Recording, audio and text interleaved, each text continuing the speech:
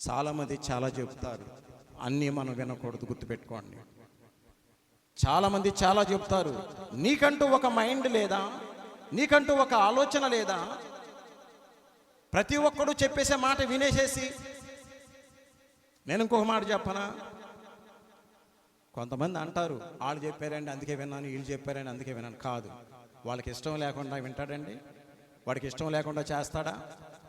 చెప్పండి. ఎవడి మీదో పెట్టడం తప్ప నీకు ఇష్టం లేకుండా నువ్వు చేస్తావా? నీకు ఇష్టం లేకుండా నువ్వు మాట వింటావా?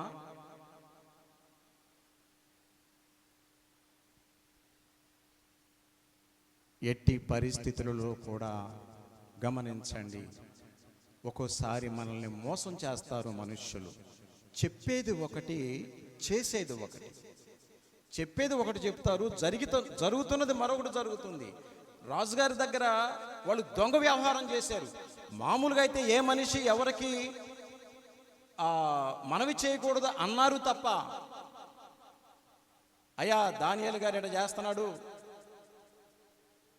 పద్దస్తవాను దేవుడికి ప్రార్థన చేస్తున్నాడు, ఆయన పని ఆయనలాగా ఉంది, మన విషయాలు పట్టించుకోవట్లేదు, ఆయన సంగతి ఏదన్నా చూడాలంటే రాజుగారు ఏం చేసేవాడంటే నోరు మూసుకుని కూర్చోంటారా, మీ పని మీరు చేసుకుంటారా అని చెప్పేవాడేమో. వాళ్ళు అలా చేయలే, దొంగ వ్యవహారం చేశారు. రాజుగారికి తెలియదు ఈ విషయం. చివరికి రాజుగారికి తప్పలా, సరే వెళ్ళి దానియేలును సింహబోన్లో వేసేయండి. అక్కడ ఒక ప్రత్యేకమైన మాట మనం చూస్తాం. చూడండి, 16వ వచనములో, 6వ అధ్యాయము దానియేలు 16వ వచనములో చదవండి. అంతటా రాజు ఆజ్ఞ ఇయ్యగా బంట్రోతులు దానియేలును పట్టుకొని పోయి సింహముల గుహలో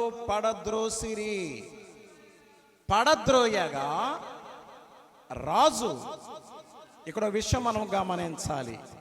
ఎప్పుడైనా ఎవరైనా శిక్ష విధించారు అనుకోండి, ఒక జడ్జి గారు శిక్ష విధించారు, లేకపోతే ఒక రాష్ట్రపతి గారు శిక్ష విధించారు, లేకపోతే ఎవరైనా పెద్దలు శిక్ష విధిస్తే వాళ్ళు వారితో పాటు వెళ్ళరు, శిక్షించబడే వారితో పాటు వెళ్ళరు సాధారణంగా.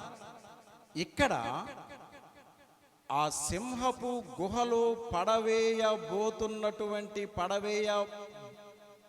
పడబోతున్నటువంటి దానియేలు గారితో పాటు రాజు కూడా వెళ్ళాడు అక్కడికి.